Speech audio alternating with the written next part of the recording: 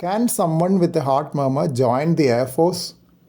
It may vary from country to country, though generally they would prefer to have someone in perfect shape.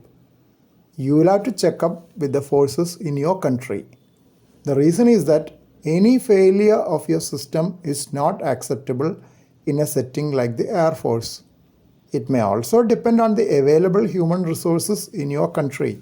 It might be worth noting that most heart murmurs are innocent and not associated with significant heart disease and is suitable for a normal civilian life. But the stresses to the cardiovascular system in army are quite different from that in civilian life.